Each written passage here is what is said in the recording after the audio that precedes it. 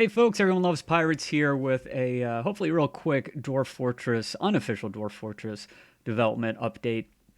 It's been, I think June was the last one I put out there. There have been some minor update that I hadn't covered yet, so that's what was in there with some of the Steam version pictures. And this one I'm going to cover basically is his two uh, development entries for November on the website.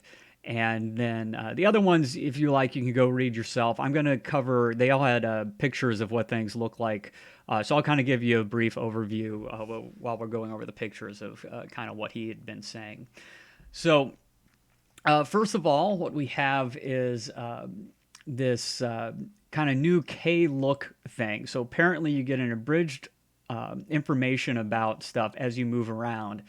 And then if you click on something like a workshop item or creature, then you'll get the information that handles all the V, Q, and T functions. V being viewing like living things, Q being kind of like your building options, the things you choose with it, and T being more like building properties, what items are located in that building and such. If I remember correctly, it's been a while since I've played Dwarf Fortress, but I am really excited to eventually get to play this whenever it may come out. And unfortunately, there is no updates on that, so there you go. Uh, he also said, like when you get to the creatures, the character sheet information that comes up will show more stuff. Not everything, but it'll kind of integrate some of the stuff from the various V panes. So, before if you'd look at a character or anything living, I guess, through V, you can kind of go through like inventory or their jobs or what their, I don't know, various other things, body parts and health and stuff. So some of that basically, hopefully, or it sounds like he wants the most important stuff, the stuff you'd want to know most of the time, uh, is going to be available on one screen, and then you can delve deeper if you'd like. All right, and then lastly, we're going to talk before we show the pictures. We're going to talk about the new building interface. So apparently, there's like a building button at the bottom of the screen where you can choose to either place a workshop or furniture, which, it sounded like maybe some extra step kind of stuff, maybe. Uh, but I think that would be really good for people who are new to the game, especially. Really, nothing could. Any improvement will be a huge improvement, probably along those lines. So he's saying it's basically a kind of a four-click process. So you click on that, you click on maybe the building type that you want to make. Then you would click on apparently like where you want it on the map, and then choose the material that it's made out of.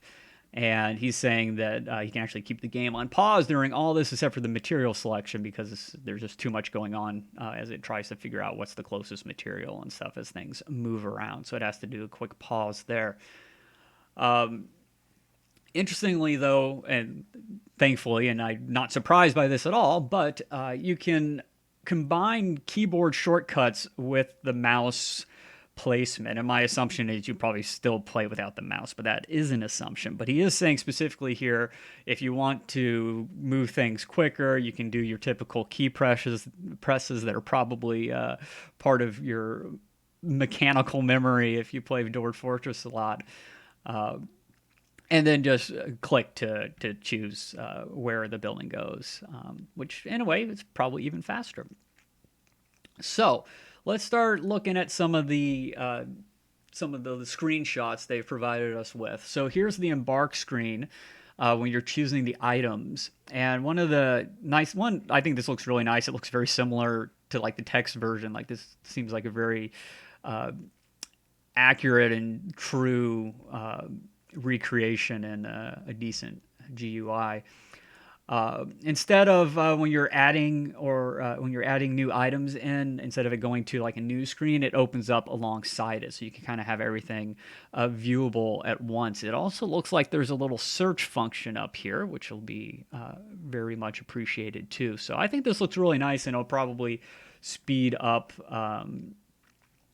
embarks, or at least for me, choosing items, because like you got your typical tricks where you take a bunch of different things, especially when it comes to food. You take a little bit of this meat, a little bit of that meat, so on and so forth. So that way you get a bunch of free bags. Kind of like, I guess, at the grocery store, you could do that if you wanted to. Just, I want everything bagged separately. And then you can take the bags and make, I don't know, put sand in them and make glass out of it later. But this seems like it'd be a lot easier. Instead of going back and forth, 3 key presses back and forth, I choose this, back, I choose this, back. Now you can just go down a list and click plus, plus, plus, plus, plus, and that sounds much, much better to me. So I really like that. But, I think there's something to be said about not preparing carefully for Dwarf Fortress. But sometimes, I don't know, I just want to do it. Here's a look at a potential mini-map. Shows the date and stuff, the phase of the moon, the year, elevation. There's an animated version of this, but it really wasn't anything special to show. And then we'll get on to, he talks about placing zones and stockpiles. So first, here's a zone information. So you paint the zone, and then you choose the type of thing. So this is very much like before. It shows you how big it is. You would choose meeting area. Then you would click on what you want. In this case, he's going to make a temple, so he'd do new temple. And then that opens up this screen, which shows you, all your options for who the temple is for. And I don't know if he's selected one or if it's a mouse over, but it's also showing specific information about one particular deity here, Utog. So it says 2 people worship him, and he's the god of trade, wealth, and hospitality. So a lot of this information that I actually liked, I'd kind of go into the detail. It was a bit much sometimes. Like, it took time, but go in and see, okay, who has the most worshipers? Is there any theme that goes well with my fort? This seems like it's going to make it a lot quicker to just quickly, at a glance, choose what temples you're going to build in what order. All right, and then lastly, after it's made, then it shows the name of it, what type of meeting area it is shown in the icon, and then, of course, you can add to it or change it. And he goes into a little bit about how to repaint zones and stuff, but it wasn't really anything worth showing on the screen. So this is stockpiles. You got your stockpile here. It's kind of a little fenced off area. There's a little sign there that kind of shows you more or less what's in the stockpile. I don't know exactly what it shows for custom, probably just that cross for custom, and you just have to figure it out yourself. But in this case, it's an armor stockpile. If we go to the next one, you'll see it still has the ability to link it to a building. So it's linked to the metalsmith's forge now. And here, when you're setting it up, so you go into armor and you can add or subtract things that you want to be included in that stockpile. One, I think this looks pretty good. It expands nicely, it looks like. But more important to me is this kind of filter here. He calls it a filter. It's got like a little search box. So, but I'm not seeing, like, on the left, like, anything to indicate how many of the items in each one of these categories has bronze, as he uses in the example. But once he's clicked on armor, it's showing bronze on the far open column. So my guess is this is more of a filter, but I still think it's great, because if you're anything like me, and probably nobody is, hopefully, but I can't tell the difference, or I can't remember what some specific items, whether they're finished goods or furniture. Whatever reason, I've never been able to get it right in my brain. So just being able to type that item name up here and then click once between furniture and finished goods and just see it pop up. Hopefully that's the way it works. Now maybe it's only in this last this last column. So you're clicking on metal and then it goes to types of metal. That's possible. But then again, it's still, you're clicking on furniture or finished goods, then clicking on item type or whatever it is. It's been a while since I played. And then it would show up if it's there or not. So yeah, I'm excited about that. I like that. I think this screen looks pretty good. I'm not quite seeing necessarily like what would happen with bags, and it may be context specific, like under finished goods or furniture, some of those, or food. Let's say you have prepared meals versus food, or empty bags, all those kind of little options that used to be kind of in the corner that were a hotkey press. I'm not really seeing where those would show up yet, but overall, I like the look of this. Okay, then he shows us some dwarves, and kind of the point here was that the sprite or whatever shows what they're wearing. The color should closely represent what's in the description of what they're wearing. Same to go with their features. Like we have this light brown bearded dwarf that should reflect what's in his physical feature characteristics that you can look at on the dwarfs. I don't know what this thing is. It doesn't have a beard, so I know it's not a dwarf because even child dwarfs have beards. So, but whatever it is, that's what it looks like. And lastly, here's just a little peek at adventure mode. He says he hasn't been working on it very much, but we got a meat cleaver dwarf here, as you see, blown up over there, and then there's some bear tamer or something. I think it looks pretty good. I mean, it looks a lot like the Fortress mode pictures we've seen so far. We don't get any GUI stuff or anything, but it looks good. I have no idea what that little, I'm assuming, creature is. I should probably know that, but yeah, I really have no idea. All right, so that was fairly quick. Almost kept it to 10 minutes. I will continue to do updates probably every few months.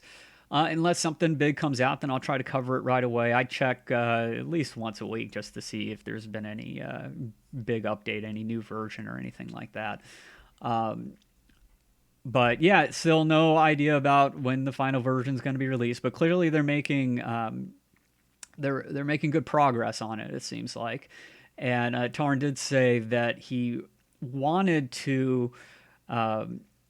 He's been working at a pace to try to finish by the time that basically he was contracted to finish, or he contracted Kit Fox Games to finish. I don't know if that date's out there anywhere. It wasn't mentioned in the update where I read that, but it does sound like he's mindful of not doing one of those. The next version is coming out in 3 months, and then it comes out 2 years later, kind of thing.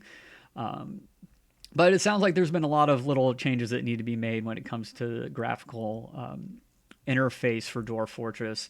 And of course, there's tons of stuff behind the scenes talking about being able to draw boxes out.